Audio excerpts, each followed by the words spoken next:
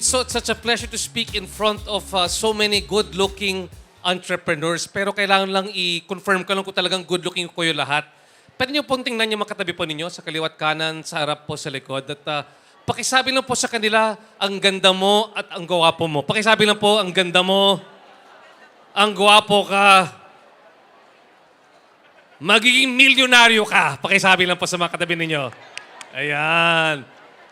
Because here today, what I would like to do for all of you here right now is to help equip you with what I've learned from the hundreds, literally hundreds and even thousands of entrepreneurs whom I've interviewed, whom I've interacted with for the past couple of years. So again, thank you so much to Trix and the Phil SME team for the opportunity to speak to all of you. Now, as I speak here today, may I please ask one favor from all of you? I'm sure you'll take a lot of photos and videos of the presentation and post them online. That's perfectly fine with me.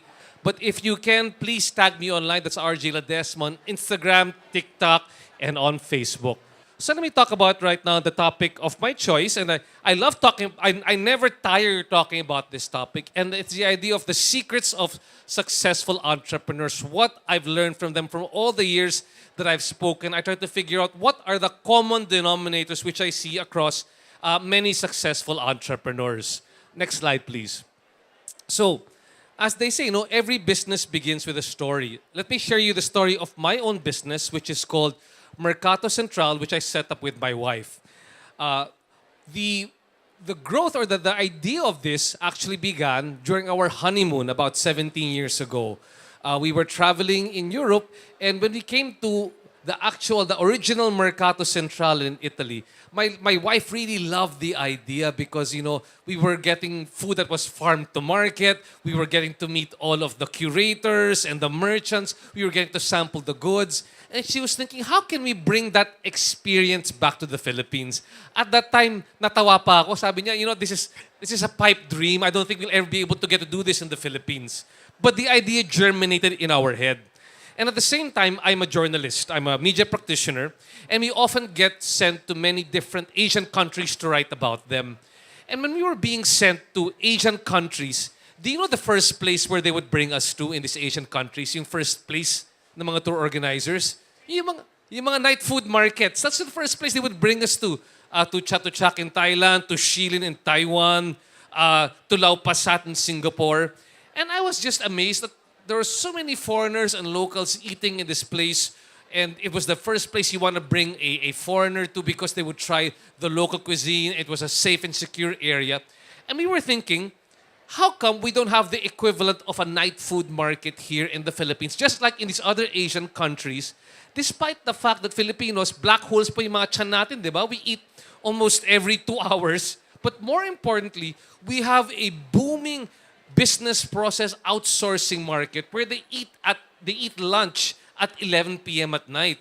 Where would these people eat lunch? Would they prefer to eat lunch at a convenience store? Or would they rather eat freshly cooked homemade food? So that was the idea that gave birth to Mercato Central. In 2011, we initially negotiated with BGC to bring the idea over there, and we turned an empty parking lot area into a thriving night food market for food startups.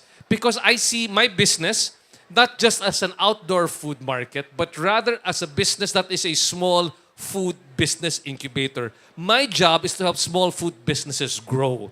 And so that's how I began my business and began my passion for teaching entrepreneurship to other people by helping other small food businesses grow. Next slide, please. Now, I wear many hats, and I'm putting this out here just to explain to you where my philosophy to entrepreneurship comes from. I wear many hats. I wish I had just as many heads.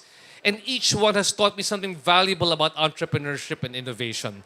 I began as a brand manager for Procter & Gamble. I helped manage Ivory Soap and Shampoo. I became an entrepreneur. I've managed several businesses, Mercato Centrale, EasyFranchise, EnterPH. I have a podcast. I invite all of you guys, if you've got time right now, please follow the podcast. It's called the RJ Ledesma Podcast. It's on YouTube, Spotify, Google, Apple, and Facebook.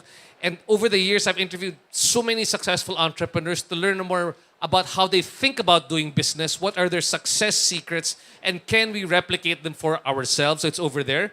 I mentor for Go Negosyo. At the same time, I am a professional host and a master of ceremonies. So from all these different things, I've learned a lot of principles about entrepreneurship. Next slide, please. Now, these are people I've encountered over the years when it comes to entrepreneurship. There are many people I admire. These three people in particular, I want to share with you a bit more about them.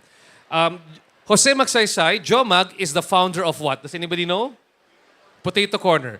He's the co-founder of Potato Corner. He grew that brand from about 2 to 3 branches to about 500 plus, even more, not just here in the Philippines, but across the globe. Eventually, the people from Shakey's bought out the brand from him, and now he's looking for more businesses to create. Jomag is actually my business partner, one of my investors in Mercato Centrale. Ed Garcia, what is his product? Mang Inasal, right? He began with Mang Inasal out of Iloilo. He was an entrepreneur in Iloilo, began with Mang Inasal. It was a backyard business. He grew the business through franchising. Eventually, he came here to Manila. He frustrated or nainis yung Jollibee sa kanya, so they bought it from him. The Mang Inasal was bought by Jollibee. Then he put up what eventually? Double Dragon, Mary Mart, Hotel 101. So he's also a very successful entrepreneur. And what he did is, when I had a chance to interview him, he told me, how did you enter the highly competitive fast food market? And he said, people are doing fried chicken, but nobody said doing grilled chicken, right? He was thinking. But the bigger thing is, he said, the opportunity he saw was that nobody was doing rice. Diba, that was the first people who did only rice was with in Japsia, in Mang Inasal. And finally, does anybody know who Dennis Anthony Uy is? Which business? Converge. Converge, he is a Filipino-Chinese businessman out of Pampanga. Now, began buying and selling. He was really a nice tech nerd guy out of Pampanga. Eventually built the business. And now he's competing against the big boys of Globe and Smart. So when you look across these three different people, these were the characteristics I actually found across all of them. The first one is what I call the entrepreneurial mindset. How they view the world through a lens of opportunity.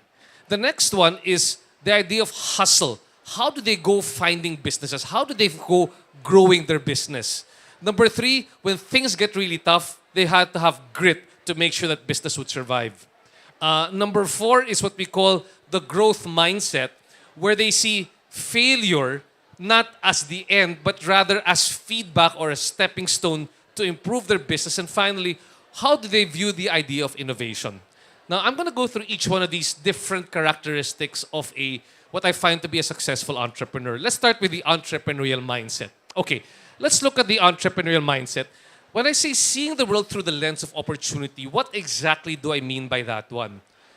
Like I said, I travel a lot for business and also for pleasure. And this is what I often notice. If many of you travel abroad, let's say for example, and you're traveling abroad like a regular person, quote-unquote regular person, when you come back home, what do you show people? You show them pictures of where did you visit, where did you eat, what did you like. But what happens when you talk to an entrepreneur who travels abroad and comes back home wearing the lens of opportunity? He will show you, oh, look at this product I found over here. Look at this new service I found over there in Thailand or Shanghai. How can I bring that same sort of product or service back here to the Philippines? Because he's always looking at the world through the lens of opportunity. I often tell people, like for myself, I take out my glasses here right now. You guys become very hazy. I can't see you clearly. But what happens all of a sudden when I wear my my lens, diba? Things become sharper into focus. It's the same when you're an entrepreneur. Let's take a look at the situation nung pandemic, diba? Nung pandemic, nakakatakot yung pandemic because number 1, there was a social distancing. There was a lockdown. In business, there was a disruption in the supply chain. Nakakatakot yan. But what happens when you wear the lens of opportunity? You're not seeing social distancing. What you're seeing is, what are the business opportunities created by social distancing? What are the business opportunities created by a lockdown? What are the business opportunities created because supply chain was disrupted? In fact, don't you know that there have been so many new businesses that were created because of the pandemic who are now literally millionaires, and some of them are even billionaires because of businesses that were created during a time that there was a big crisis, right? So, what I often tell people is that the most important question you want to ask yourself when you are putting up a business, and it's exactly the same question if you watch shows like Shark Tank or if you attend a startup pitching competition, the question that the judges will always ask you is this one: what problem is your business trying to solve? Ulitin ko lang, if there's anything you want to take away from what I'm sharing with you right now, is that what problem is your business trying to solve? Because the entrepreneur is in the business of solving other people's problems. Think of it this way: your irritation is your inspiration to doing business. Dahil kung ako ay naiirita sa isang bagay at ikaw rin ay naiirita sa isang bagay, kung masosolve ko yung ating common na irritation, dyan ako kikita ng pera. Like for example, living here in the Philippines, what's our biggest irritation? Traffic, right? Traffic is our biggest irritation. So there have been many ways people try to solve the traffic problem. From directional apps like Waze and Google, exactly, to motorcycle hailing, motorcycle taxis that they have, which is your on Cash, your Joyride, your Move It, or people, like for myself, I think I put up a Mercato Centrale because I put up a Mercato Centrale in the midst of BGC because there was so much traffic, people don't want to leave the place early, but they want to find the place where they can hang out, get affordable food, so they hang out with my place first, right, to eat. So there are many ways that we can solve people's irritations. So for us, problems are not pain points. For entrepreneurs, problems are opportunities waiting to be seized. And oftentimes I tell people, sometimes these problems can be problems that people have not encountered or not really easily thought about, right? Or not have solved well enough. So again, for yourselves, you don't have to look far to solve a problem, right? But the question here is that, is there a better way to solve the problem, or has nobody seen that problem just yet? Let's take a look at the example of Potato Corner when they first put it up. Before there was a Potato Corner, when would you eat French fries? You would often eat French fries together with hamburger and a soda, a soft drink, right? But the vision of the founders of Potato Corner was that we want French fries to be a snack in itself. So they made a snack, but they said, how can we further innovate it? What more can we do? They added what? Flavor to the French fries, right? Cheese, sour cream.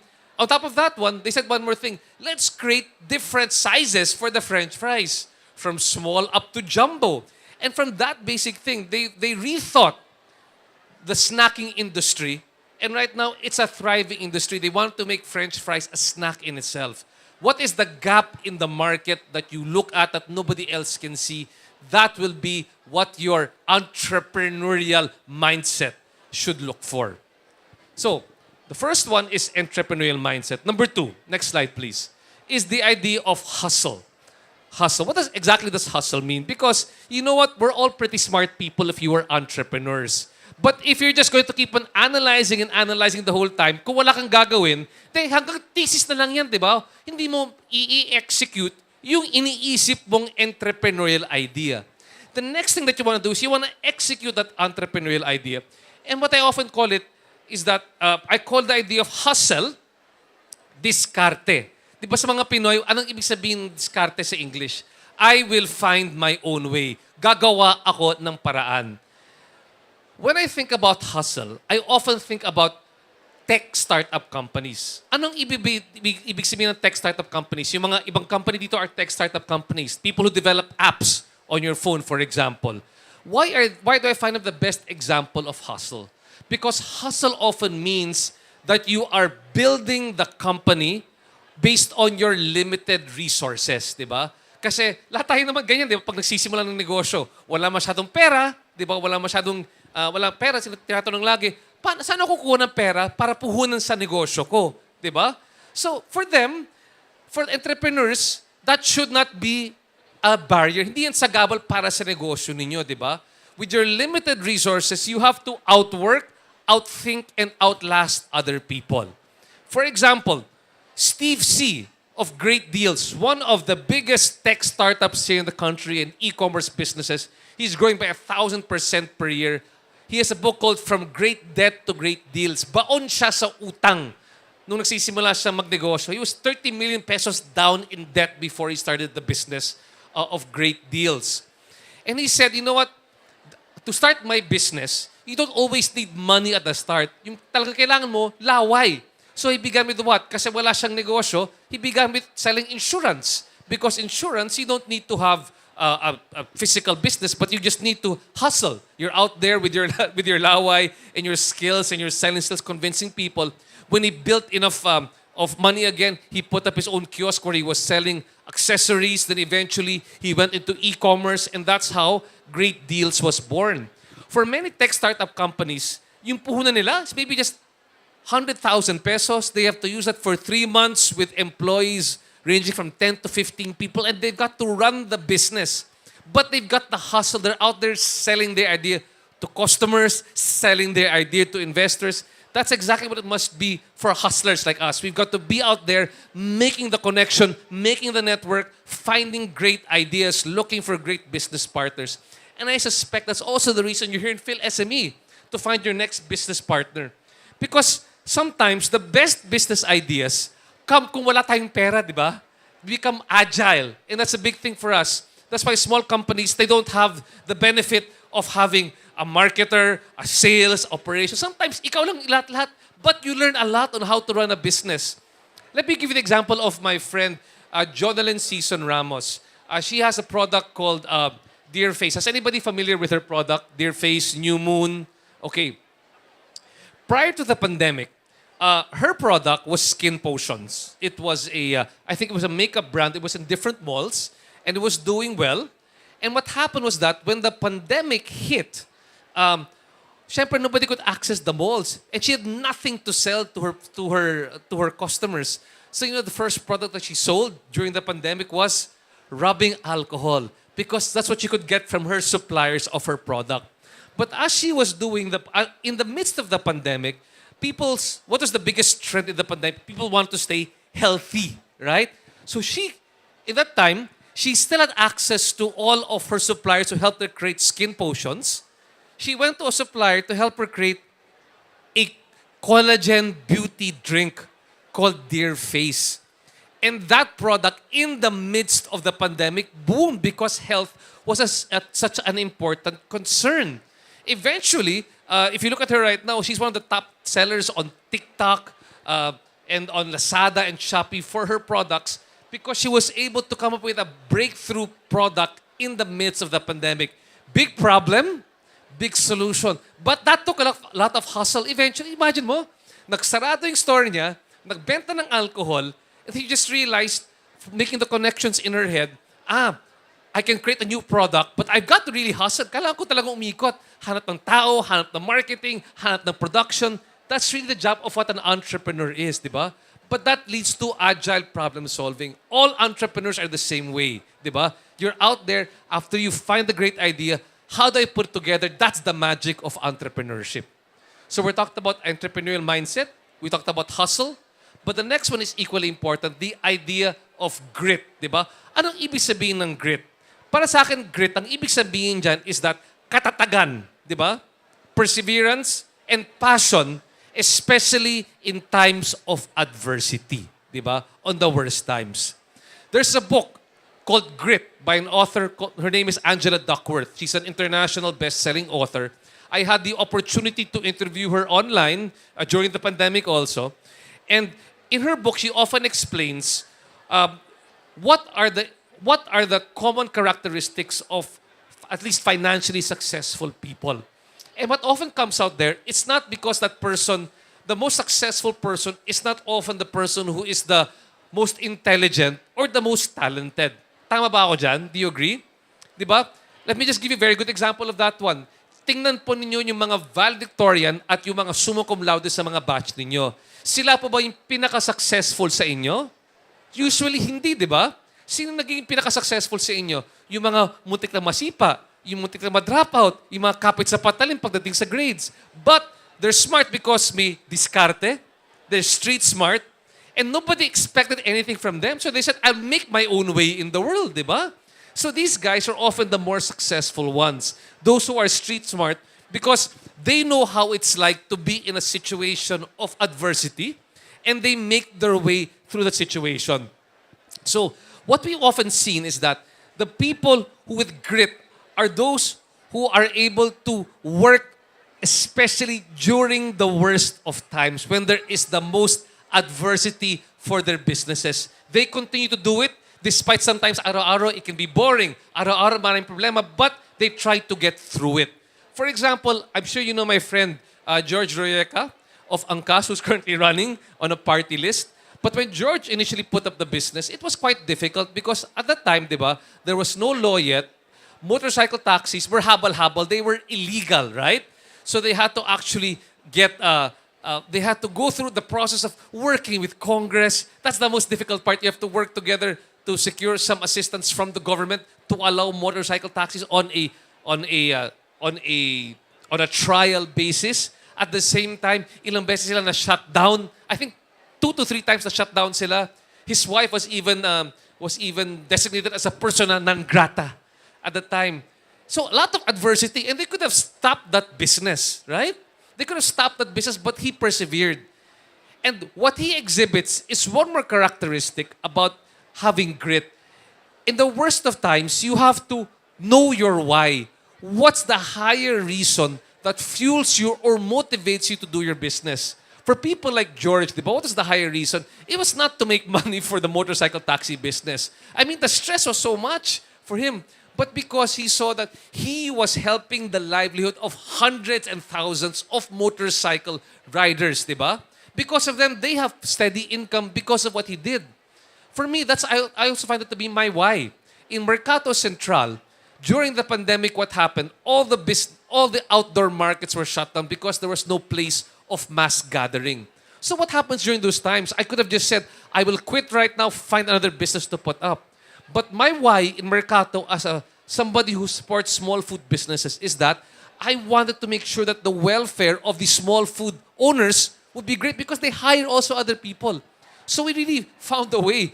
We tried online business no pandemic, didn't work. We tried opening in small apartment buildings. It didn't work. But every time we tried it out, we failed, but we learned something new. You have to have that sort of grit. You have to know your deeper reason why you are doing the business that you are doing to keep you gritty, especially during the worst of times.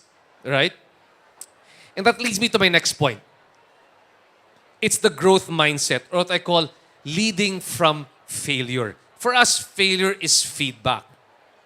Do you know that many of the apps that you see online are not the final versions of those apps? What some developers do is they release what you call what? For those who know, MVP, the minimum viable product. But more or less, they are releasing it. Alam nila, may konting problema pa, may konting bugs. But they release because they want you to test it. And they want it to fail so they can see, this is what's wrong with the app. So when we finally launch it big time, we've fixed up many of these bugs. But then they continue to fix it along the way, right? That's why you get updates. So for them, that's just an example of when we use the growth mindset. Diba? The growth mindset just means that for us, we all realize that we can all learn from failure. Let me give you a good example of what I call the growth mindset. Anybody here selling insurance? Can you raise your hand if anybody is selling insurance? Okay. For insurance, especially for life insurance, you have what you call the $1 Million Roundtable Club, right? For the $1 Million Roundtable Club, that are for people, that is a very rare club for people who sell more than $1 million worth of policy, right? And if you sell it much, you get invited to go to Spain or Monaco or Switzerland, right? So one time, I had the chance to speak to be a moderator for a panel discussion with the top MDRT, $1 Million Roundtable Club members in the Philippines. And I was so excited to find out what are the magic words coming out of their mouth that people will always say yes whenever they offer an insurance policy. But what I found out from them was very interesting. They told me, RJ, up to now, people still reject it when we offer them a policy. But I don't feel bad for myself. I feel bad for them. You know why? Because I'm offering them something that will improve the quality of their lives at ayaw tanggapin sa akin. It's not my loss. It's actually their loss. But I learned something from them. I learned another way that somebody will say no to me. So I will study their body language. I will study what their motivation. I will study why they said no. So the next time that somebody approaches me with the exact same rejection, I know exactly how to handle them. In other words, they turn their failure into a growth opportunity for them. And failure is now worn like a badge of honor on their belt. I failed, but that's okay. There is no successful entrepreneur that I know right now, myself very much included, who has not failed in the past. But the importance for us as people who are entrepreneurs is that, number one, we really accept that failure will be part of the equation. We will fail, but that's okay. Because with every failure, you're picking up another way not to do business, right? So it's not a dead end. It's actually what I call feedback to the growth mindset. Next slide, please. Very briefly, what is the difference between the growth mindset and the fixed mindset, diba? Fixed mindset, especially for many Pinoys, we are the victims of a fixed mindset. You think, I am born this way. You are limited in terms of your skills and your abilities. Ganito ako pinanganak. I was born here. My education is only this much. I won't get any better from here. Fixed mindset, I cannot be an entrepreneur. I don't know what businesses to put up, right? I can't put up my own business because I don't know enough. What is growth mindset? You are not limited by your abilities. You can change with practice, determination, and hard work. I'm not good yet at business, but the more I try it, the better I will get. Right? Next slide, please. And finally, the last thing I want to talk about is the idea of innovation. As entrepreneurs, you have to be natural innovators. Ibig sabihin, kung kayo ay gagawa ng isang produkto, hindi pwede gaya-gaya lang yung produkto ninyo. Anong pwedeng value added? Anong kaibahan na pinapasok mo sa produkto mo na makakaiba sa ibang tao? Diba? So, I often tell people, for all of us, you can think of a problem, right? And how to solve it. But the unique way that you can solve that problem, that is where innovation lies. Again, the unique way that you can solve that problem is where innovation lies. For example, let's talk about eating in Kentucky Fried Chicken. If you're hungry and you want to eat fried chicken, why would you go to KFC versus another fried chicken restaurant? What is it in KFC na iba sa ibang mga fried chicken? Yung gravy nila, di ba? Yung gravy nila, sinasabaw, inuulam. Because it's a secret sauce. It's proprietary. Sa kanila lang yung recipe na yan. Yung ingredients, it's only something which they have. I often ask people, what is your secret sauce? What do you have that your competitors don't have that you can leverage against them? For example, nung pandemic, lahat ng tao, nung naging popular yung ube cheese pandesal, lahat na po gumagawa ng ube cheese pandesal. But the quality is so varied. But there was a chef, Chef Sao Del Rosario, he is a Paris-trained chef, came up with a fantastic tasting ube cheese pandesal with different cheeses and different quality of ube and texture. And because of the high quality, there were so many people ordering that specific ube cheese pandesal over the rest, right? Why? Even if ube cheese pandesal was popular, because only he had that secret sauce ng skill set niya to be able to produce it. So I often ask people, what makes your business stand out? It might be milk tea, it might be food, it might be a product or a service. But what's important is you ask yourself, what is the secret sauce of my business? Next slide, please. What's secret sauce? Secret sauce is the innovation that you bring. How to make my product better, faster, more efficient. Diba? Do you have a specific set of skills that nobody else has? Do you have access to a specific set of knowledge, proprietary technology? Kayo lang may-ari niyan. Or access to resources. Diba? Kayo lang may supplier na ganito. Nobody can get access to that supplier. Right? Or is there something unique in your story, in your branding? For example, for myself, I often tell people, for my market, we train them. We have a Mercato Academy. We train people, and we want to make sure that at the same time, whenever you buy from us versus buying in a restaurant, you're supporting really the livelihoods of people. So there's something different. What can you do different in your storytelling that will help people's lives improve? So again, I ask you, as an entrepreneur with your business, what is your secret sauce? Next slide, please. And eventually, you'll connect all the dots. Just like in Japsia connected all the dots. each of these elements build on each other. Hindi siya proseso na one after the other, right? It can't be like that one. Sa entrepreneur, di ba, he is not somebody who is frozen, paralyzed by investment paralysis. Dapat alam niya lahat bago siya gumalaw.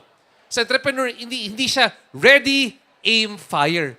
Para sa mga entrepreneur, it's ready, fire, aim, fire, aim, fire. Hindi pa ba? Am I right? That's exactly how an entrepreneur is. But, so kaya cyclical yan. It's not one step over the other to get something done. This is the cycle of entrepreneurial success. Imagine mo si Injap. I remember his story. I had a chance to speak to him. Nagbebenta sa school, realizing how to sell to his schoolmates. And then, he didn't think that he was the best in inasal, but he figured out something about how to sell inasal. Di ba? That made it well. He went from Mang Inasal, sold it, put up Double Dragon, earned money, put up City Mall, earned more money, put up Marymar, put up Hotel 101. Di ba? It's a never-ending cycle for entrepreneurs. You know what? I know that you're truly an entrepreneur if every time I talk to you, I'll find out, anong bago negosyo na isip mo? Because that's how it's like to be an entrepreneur. Always on the lookout for opportunities to solve other people's problems. Next slide, please.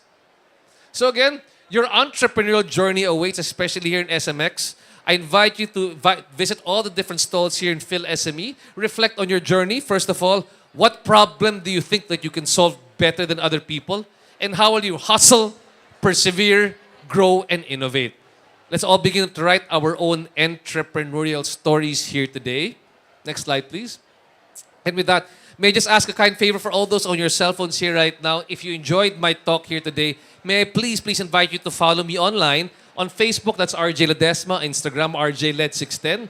On TikTok, rjledesma.com. If you've got an interesting business that you want me to feature on my podcast, please let me know. Also for my column on Business World and for the Business Manual. I hope you get to follow and listen to the podcast. Again, maraming salamat. Mabuhay ang Pinoy entrepreneur. Maraming salamat. Back to you, Carla. Thank you so much, Mr. Ledesma. My goodness, I didn't expect to get the secret of entrepreneurial success today. And if I may say so myself, I think the main takeaway is any time is really a good time to innovate. Isn't that Exactly, so? Carla. Exactly. And my goodness, a throwback to all of those pandemic highlights like the pandesal.